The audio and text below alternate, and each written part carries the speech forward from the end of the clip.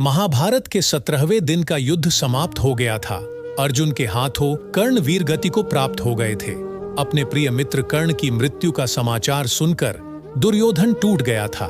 कर्ण की मृत्यु पर विलाप करता हुआ दुर्योधन रणभूमि की पावन धरती पर बाणों की शैया पर लेटे गंगा पुत्र भीष्म के पास पहुंचा।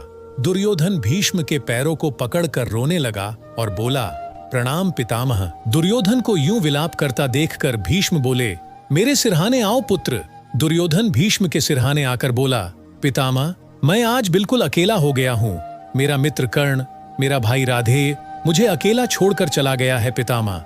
इस तरह तो मैं दुशासन के शव पर भी नहीं रोया था, परंतु राधेय की मृत्यु ने मुझे कंगाल कर दिया है पितामह।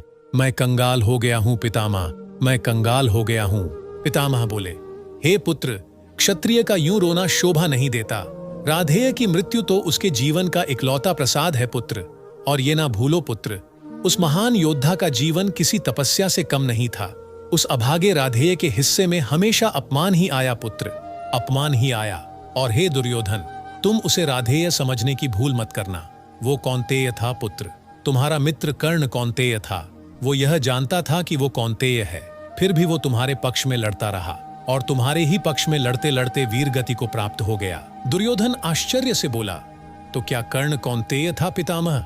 माता कुंती का पुत्र, उन पांडवों का भाई, और फिर भी मेरे पक्ष में युद्ध करता हुआ वीर गति को प्राप्त हो गया। आप जानते थे पितामह कि कर्ण पांडवों का ज्येष्ठ भाई है।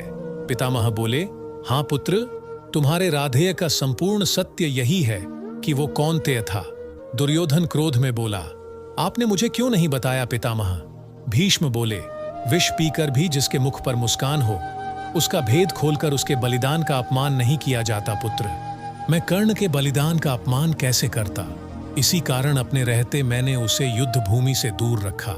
मैं नहीं चाहता था कि एक भाई दूसरे भाई को मारे। पितामह के मुख से कर्ण का सत्य जानकर दुर्योधन क्रोधित हो गया और वह बोला, वो कर्ण कुंती पुत्र था पितामह, जिसके सामर्थ्य के आधार पर मैंने पांडवों से शत्रुता की। वो मेरे शत्रुओं का ज्येष्ठ भाई था और उसे इस सत्य का ज्ञान भी था। पितामह, यही कारण था ना कि कर्ण ने पांडवों में से किसी का भी वध नहीं किया था। ऐसा छल, ऐसा विश्वासघात, उस दुष्ट सूत पुत्र को मैंने सिंहासन दिया, सत्ता दी, संपत्ति दी, सम्मान का अधिकार दिया, परंतु उसने अंत में मुझे कपट दिया, मेरे पराजय की योजना बनाई। वो मेरे ही पक्ष में खड़ा होकर मुझे ही हराने की योजना बनाता रहा। पितामह, अब मुझे समझ आ रहा है कि क्यों कर्ण ने देवराज इंद्र को अपने कवच और कुंडल दान कर दिए थे। क्यों उसने निहत्थे भीम को जीवन दान दिया। जब वो अर्जुन का वध कर सकता था तो क्यों उसने सूर्यास्त का बहाना बनाकर उसे भी जीवन दान दे दिया था। पितामह, वो जीवन दान नहीं थे, वो मेरे साथ छल था जो मेरे प्रिय मित्र कर्ण ने मेरे साथ किया था। पितामह, मैंने सदा उस पर आंख मीच कर भरोसा किया था और उसने मेरे भरोसे का वध किया। पितामह, वध किया। दुर्योधन रोता हुआ आगे बोला, पर ऐसा क्यों है पितामह? इतना सब कुछ जानने के बाद भी मैं उससे घृणा नहीं कर पा रहा हूँ। इतना कुछ देखने के बाद भी पितामह, ये मेरी आंखें उसकी मृत्यु पर अश्रु बहा रही है। ऐसा क्यों है पितामह? बोलिए पितामह, ऐसा क्यों है? भीष्म बोले, ऐसा इसलिए है पुत्र, क्योंकि छल कपट से भरे इस महाभारत के युद्ध में अगर कुछ सत्य है तो वो तुम्हारी मित्रता है पुत्र। दुर्योधन और कर्ण की मित्रता है। एक तरफ कर्ण है पुत्र, जो यह जानते हुए भी कि वो जिनसे लड़ रहा है वो उनके भाई हैं, फिर भी वो अपनी मित्रता निभाने के लिए महाभारत की इस रणभूमि में मर गया। और दूसरी तरफ तुम हो पुत्र, जो यह सत्य जानने के बाद भी कि कर्ण तुम्हारे परम शत्रुओं का बड़ा भाई है, उसकी मृत्यु पर अश्रु बहा रहा है। धन्य हो तुम पुत्र, धन्य हो। धन्य है तुम्हारा मित्र कर्ण और धन्य है तुम्हारी मित्रता।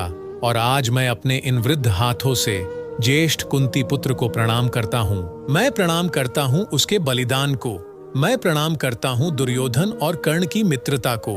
हे पुत्र, आने वाला इतिहास दुर्योधन और कर्ण की मित्रता को सदैव आदर के साथ स्मरण करेगा। दुर्योधन विलाप करते हुए भीष्म पितामह के चरणों को स्पर्श करके अपने शिविर लौट जाते हैं। ये छोटा सा प्रसंग हमें बहुत कुछ सिखाता है।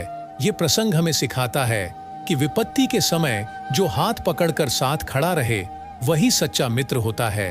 कुरुवंश की उस रंगशाला में जब कर्ण को सभी ने अस्वीकार कर दिया था, उस वक्त सिर्फ दुर्योधन ही वही मित्र था जो तब उसके साथ खड़ा था जब सभी ने उसे अस्वीकार कर दिया था। वो दुर्योधन ही था जिसने कर्ण को ये जाने बिना कि वो किस समाज से है, किस कुल से है और किस जात से है, उसे स्वीकार किया था। इतना ही नहीं, कर्ण को दुर्योधन ने हमेशा अपनी बराबरी में बैठाया और उसे अंगदेश का राजा भी बनाया। वही कर्ण ने भी अपनी दोस्ती का फर्ज निभाते हुए दुर्योधन के लिए महाभारत की उस रणभूमि में अपने प्राणों का बलिदान दिया। तो दोस्तों, ये थी आज की वीडियो आपको कैसी लगी हमें कमेंट बॉक्स में लिखकर जरूर बताएं। वीडियो पसंद आई हो तो वीडियो को लाइक करें, वीडियो को अपने दोस्तों और परिवार में शेयर करें।